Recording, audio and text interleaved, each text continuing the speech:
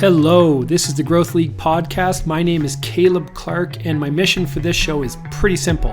It's to learn from marketers on how they're playing the great game of marketing leadership, their ideas, experiences, perspective, wins and losses, and the playbook that they've established over time. Listen, there's more than one way to lead a marketing team and a marketing function. So if you're a VP, a CMO, director, or someone aspiring to fill one of these marketing leadership roles in the future, tune in to learn from some of the best in the business. Whoever says to a CEO, "Oh, whoa, you've done such a great job," because everyone, maybe it's not the best example, but everyone thinks, okay, well, he's doing a great job anyways. He's the CEO. Why does he need even me to say that, right? Yeah. So one, I think the acknowledgement comes rare in much rarer instances, and it's harder to see your impact. Yeah. You do complex projects, you get your hands dirty. I'm here with my guest, Anastasia Hamel. Anastasia, thank you for being here. I appreciate it. Thank you for inviting me, Caleb. Happy to be here. When I first did some research on you and I got to know you a little bit, I thought it was hilarious how in your LinkedIn bio, you said when you were 8, your plan was to become a teenage ninja mutant turtle or an astronaut if that didn't work out. But as fate would have it, you hung your hat on marketing and being a marketing leader. Can you bring me and those listening into a level of understanding about what that journey has looked like for you once you became a marketer? That's a funny one. Well, essentially, I really just wanted to kick ass, I think, Yeah. right? So I still get to do that with my marketing, I believe. But I have a bit of a not straightforward journey, right? I have 2 master's degrees, one in arts history, the other one is in arts marketing. I started my career with doing art festivals, producing them actually, and fundraising for them, searching for artists. And then I switched to marketing in tech industry. I started with wireless, now I'm in hardware. I was working in AI for past 3 years. So it is questionable how did I get there. I agree. But I was always passionate about just writing stories, I think, which is the core concept of marketing, creating a story. And I also was always attracted to tech and all of the cutting edge tech and how it's made, and even doing some tests with my husband with AI and that detecting squirrels. I'm not sure if I told you about this one No. last time we spoke, but basically we um, created a small robot. Well, we wanted to create a small robot that would spray squirrels in our garden with Come on. water. Well, those animals Tell have been tell me more. Tell me more. well, he's a full stack software developer. And so I started to work in AI companies, and it was COVID. We were bored, and, here's the projects. We never got to finish it because we got busier. And then it was quite hard, actually. But it was fun for some time. Also, the idea of, oh, we actually can drive squirrels away without hurting them really from our garden, but instead we just started to grow more vegetables than they can eat. Okay. So And that's you it. could you spray like solicitors and chocolate almond salesmen and those types of things as well off the front desk? I Off the believe if front you can porch? detect them, yes, because this is the hard part, learning to detect them. But coming back to your question, I think it's just, it comes down to figuring out, what do you want to do? What do you love to do? What are you good at? And then getting into the core of it. Well, here's what I can do. It will bring me happiness, but also be useful for someone else. Yeah, And also I can earn money with that, that right? helps. That helps. So what is kicking ass to you mean in this profession, in this role that you play? What is that? After some time, looking at what you've created, let's say after some months or even a year, you look back and you say, whoa, that was good. Yeah. Yeah. And And that's well, of that course, others are happy with your work, that helps too. Helps. But being happy with your own work, even after some time, and because marketing is elaborating so fast, Yeah. right? There's so many new techniques and so many new things that you can do. When you look back at your work over any given period of time, what are some of the things that would make you happy? I think one of the most important ones is when it hooks people, it gets to people. It's either super funny to them at that point that it opens hearts and, Right. they trust you, or it's also very useful. I think good content Yeah. is the most important one for me, the one that creates traction. Okay. Tell me more about that. Like it's content that evokes emotion or it gets them to do something or tell me about that a little bit. Um, so I believe that a company can bring value because essentially we are all trying to just bring value to Right. our customers, right? But I think nowadays we can start bringing value before the actual sale and before they start to use product. Totally. And I think this valuable content that either educates or helps solve certain problems early on, or that even just makes you laugh and Yeah. lightens your day is very valuable. It's let's say people might not buy something from you right away, but it seeds that important seed of a thought that Right. this particular company or this particular product you can trust to, or um, it will solve your problem, Yeah. So right? if that's your philosophy, which I love and I align with, what happens, and maybe you've been in this experience, maybe you haven't, but would you say it's critically important to have a leadership team that embraces that same philosophy? Because most leadership teams are, cost per X or number of generated SQLs or number of converted leads, not are we building any pipeline of emotion and relationship? Tell me about that. Let's get back to my journey of becoming Yeah. a marketer. Okay. Well, I come from arts industry, right? And for a certain amount of time, when I just joined marketing as a marketing assistant in a Finnish company, um, I did not realize that it was my strength because I can relate to things that are hard to measure, but things that Right. matter. Certain brand positionings, how you look, how do you create visual assets that click. But so I took the path of being a growth marketer. Back then, it was called a digital marketer, Okay.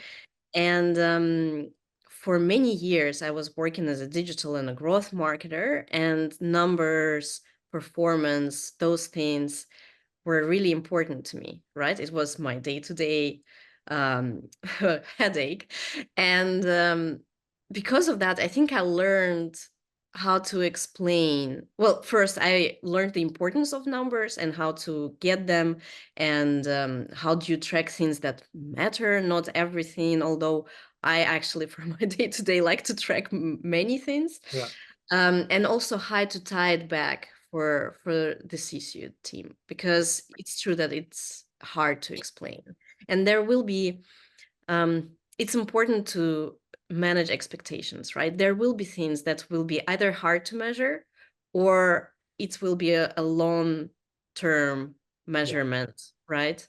That we will not see the impact, that we will not see in 3 or 4 months, or So you've taken the approach in scenarios where you're activating some of these longer tail, more engagement building, community building tactics. You've taken the approach of educating senior leadership on what role this plays in the thing you care about. Some of them are further from the conversion, some of them are closer, but they're all important. That's what I heard. And there's a little bit of education required with that. Yes, for sure. But you have to balance it, right? You have to still deliver what people Sure. want. Yeah.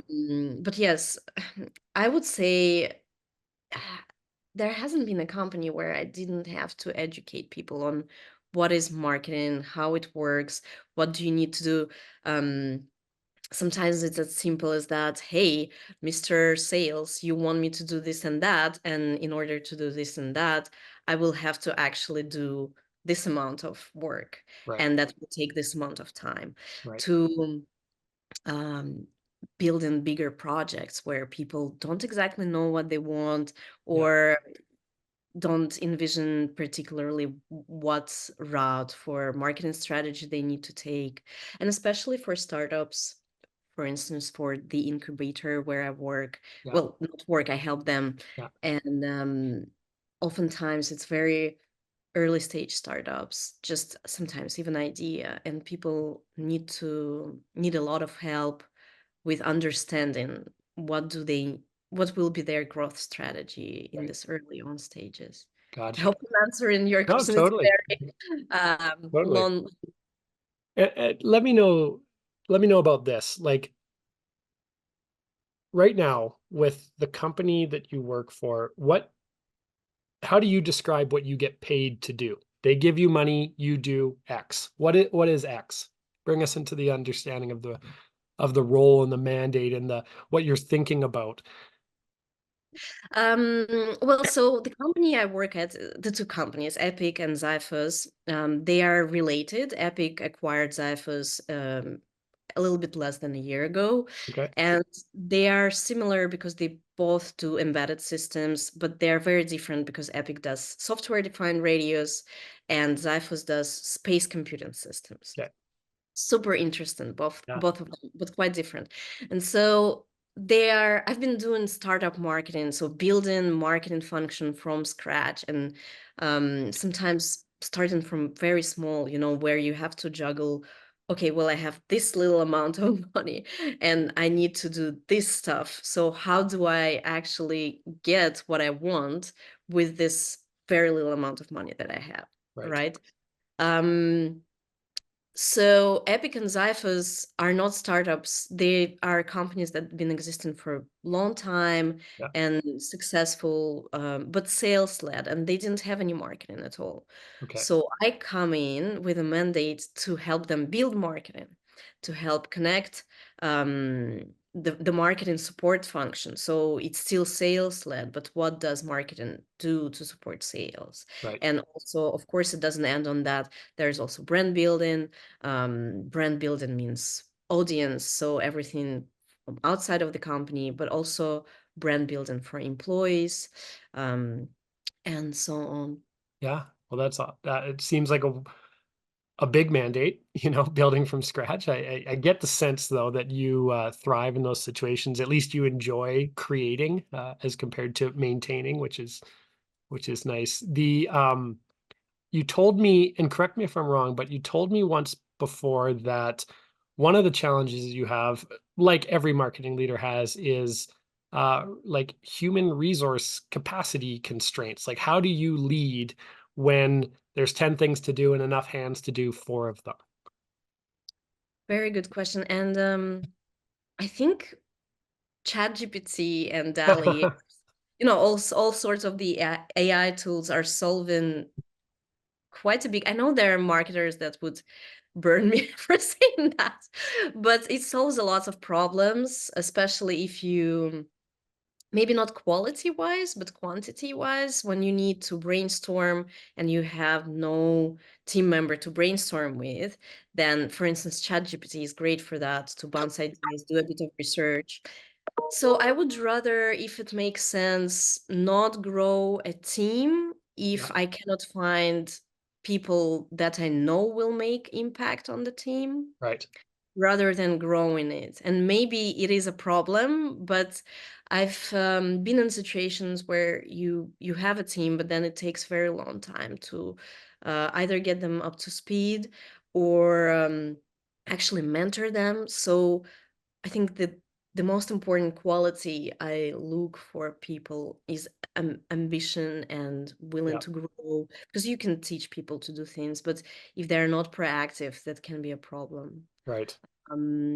But to be precise, I use a lot of ChatGPT, and right now for Epic and Xiphos, we use a lot of outsource contractors for now, Right. and then kind of deciding if we will hire them in-house or not, Yeah. how it looks, especially with copywriting, Yeah. graphic design. It can be tough to find the right Yeah. people, So and it takes. on that topic, I think a lot of marketing leaders would benefit from your perspective on this.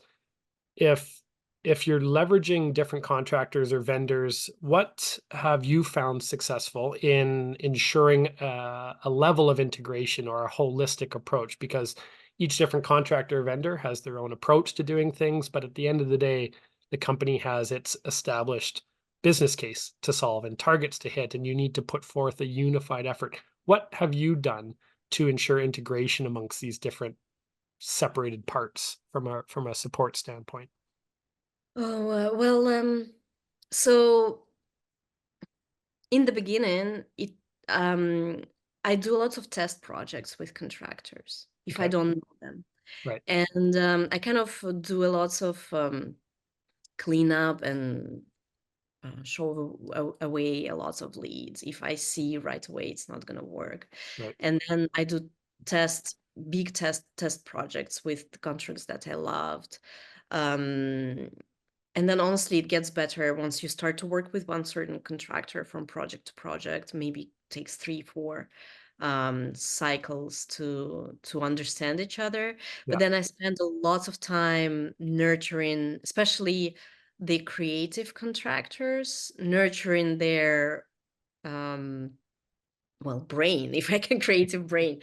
I actually throw quite a lot of inspiration at them. I share my thoughts. I try not to be, micromanaging and, hey, here's what I drew. You have to, can you redraw it? I try not to do that. I just, share the drafts and tell them, hey, here's another one. Just a thought for your thinking. Um, so I do a lots of that. And then well, it takes a lot of, good communication with them. And then sometimes, yes, depends on the person. Yeah. Sometimes you need to get them back on track and tell them, well, this is not the goal. Let's remind ourselves why are Right. we here. And that's sometimes it's a timeline also. I have to kind of speed up things, but I found it's also very important to pause and not to rush, Yeah. especially graphic design or um, if they're thinking, to give them time to digest things and Yeah. step away from what they've created and maybe come back with a fresh eye. Yeah. That makes sense. And it's hard not to micromanage, though, isn't it? It is actually, yes, you're right. Especially Why is if you have that for you? high expectations, and especially for a marketer who well, let's say I think there are types of marketers, the ones that, just became managers right away, right? Who probably they had like a marketing master right away, or like me, the ones that started to do things themselves and all the way along. Um, were working in smaller companies because I prefer smaller companies than larger companies. So very hands-on. It's hard not to micromanage, but I think I get much better with it with time. It's a journey for sure. What Besides, can you say about it? what would I say? I think that fortunately in the company that I run, everyone is just way so much better than me. So it would feel very silly. Uh, Yes. it would feel very silly for me to say, well, you should do it this way and this way, because it's like I always feel that I'm like a bit intimidated when I'm talking to people on my team, just based on their depth of expertise. But it goes back to your point. Like we focus on a player team acquisition, uh, and if that A player isn't available, then we just don't grow that part of the function, right? It's just, and so when you have that in place, and that's a philosophy from a hiring standpoint, it becomes easy for me at least to avoid micromanaging, because it's kind of like me talking to Michael Jordan about how to shoot a basketball, right? It would be a silly thing. So Yeah, I totally agree with you. But also, I think nurturing helps a lot. I try to give feedback that templates. If, for instance, I didn't exactly like the previous draft, I would Totally. explain, try to be very explicit about why and what I would do. Give examples, but not give exact solution, right? Yeah, that's it. You've painted the picture perfectly, I think, in terms of the difference between micromanagement and nurturing. From a nurture standpoint, I totally agree with you. It's like, I love this, and here's how it makes me feel, or here's how I anticipate the audience will feel about it. Like, do you think that too? Is there another way to look at it? Kind of a curiosity-led nurture is what I usually use, but I think you've painted it perfectly. Um, Besides constraints like money and people, what represents your biggest challenge today as a marketing leader in your function?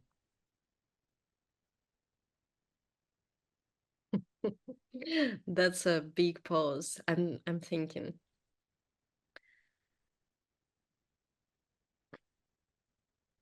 I think, let's face it, I'm a young leader, right? A female leader in a very tech environment, which is mostly man-led. So you have to position yourself right. And the impression you make on people matters. Um, Well, the impression you're making on me is very good. So I think that you've no, probably I know, very I know. practiced on that. It's not even that. It's, at this, you have to learn to balance the good cop, bad cop, right? To be likable, but also push back. I think it's a very important quality of a leader to not pick up everything that people ask for. And Right, it's not being pushy back, I'm not going to do what you need, but choose the battles, um, and explain why, and, position yourself and your department in the company in the right way, right. I That think. becomes a big part of the job, doesn't it? Because you have people, whether they're internal or external or a combination of both, that you need to protect their capacity, their bandwidth, their and part of that is being a good advocate for the department, um, is what I'm hearing.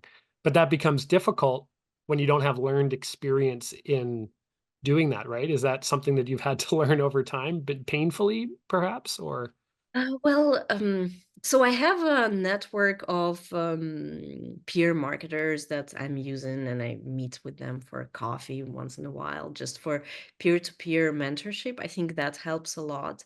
yeah, Um, and some of them are higher than I am in the corporate ladder. But what I found most useful is talking to people who are in the same position, more or right. less, as you are.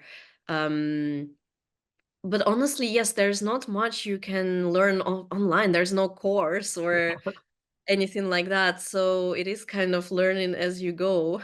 So most of the time I've been flying by the seat of my pants, but I Good. think it's been working so far. Thanks for your honesty. I think that's I don't know why, but I think a lot of marketing leaders believe that flying by the seat of their pants is something that you should be kind of not admitting or embarrassed about or not okay with. But I think when you're embracing that, that's when you can kind of achieve some pretty good things. So thanks for your honesty with that. Of Well, a correction there. I mean, I'm trying to do my course. best while I fly by the seat of Oh, my of pants. course. Of course. I understand totally. Um, do you have anything in place that was either in place? I don't think it was in place to start with because you built this from scratch, but is there anything that you've created for yourself and your team so that when you're driving home after work, you know for sure that you did a good job today?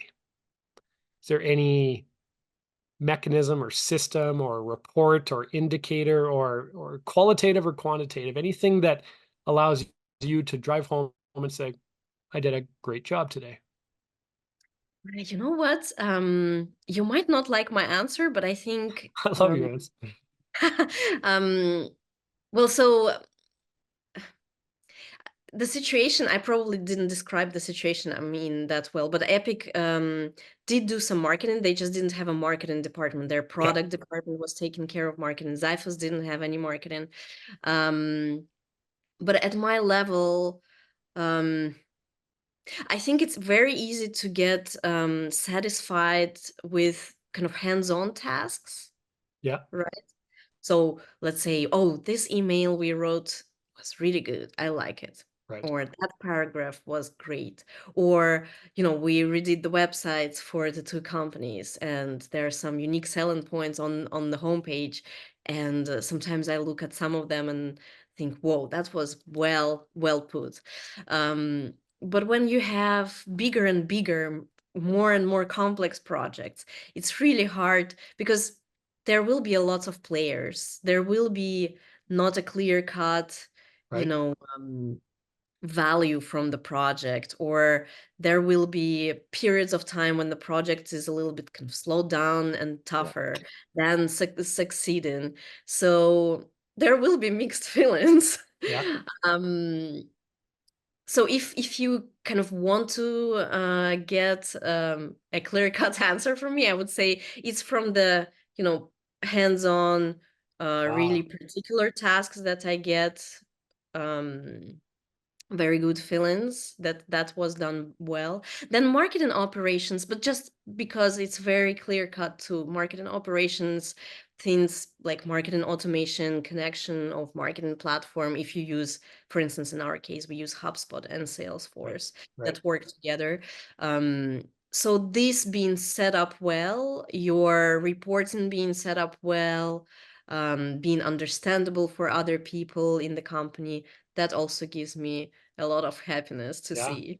So for you to know you did a good job, you personally need to get into the weeds, not just be 10,000 feet building strategy and direction. For you, you need to touch it, feel it, see it, experience it as a way to be able to tell.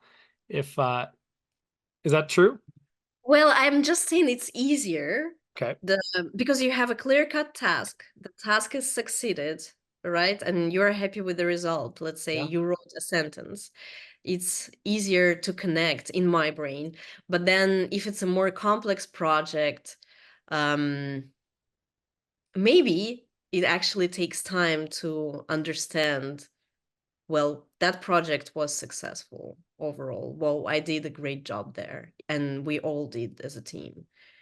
Oh, what you're And saying is there were, very helpful, Anastasia, because like I think that lot of marketing leaders are burdened by this feeling of driving home and not knowing for certain if they added impact or added value. And I think for some of those people searching for a way to uh, gain more clarity on whether or not they did a good job, the answer for them might be what is easy, what makes it easier for you, which is getting into the weeds, touching things, seeing things move, right?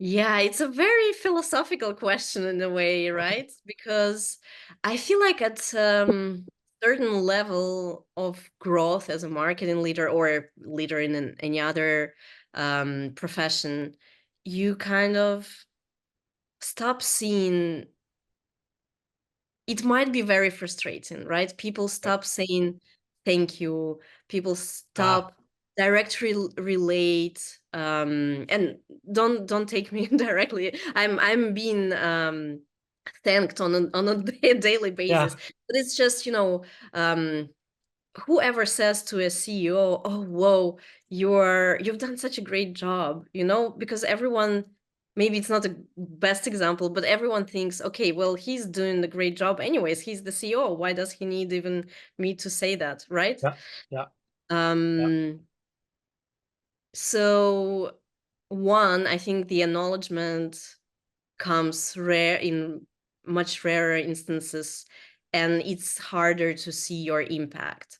yeah, You do complex projects, you get your hands dirty, you yeah. know, and Well, that's why I asked the question is because if we're just relying on external acknowledgement to define our esteem, that's a losing battle, right? And so what personal mechanisms do you have in place? And I think that uh, I think that I'm the same way as you. I like to get in and get things done and see things move as a way to define my esteem, right? Uh, Mhm. but other people just say, I like to have a clearly defined mission, and I want to know that there was some progress towards that, and people are happy. Like whatever it is, it needs to be a personal thing in developing the esteem as compared to waiting for like a golden star or whatever, or an Mhm. acknowledgement. So Yeah, makes lots of sense. that's cool. So when you kind of close your eyes and think about the company and your role within it, what are some of the things that come into clarity in terms of what your job may move into, or what does evolution look like for you as a marketing leader? May not happen, but what do you think? Um, well, I kind of see two ways for myself, right? As company grows, growing with the company within the marketing department, or also shifting towards more kind of because I've been doing a lot of product marketing, Right. right? And I'm interested in technologies, as we all know now. Um, even, just to keep your head fresh, maybe shifting your profession a little bit. I Yeah. could see that happening too, to be honest. You need that constant change and fresh. Well, no, not, but I can see that happening. Cool. Cool. Those are my questions. Do you have a question for me? I already asked you about the micromanagement.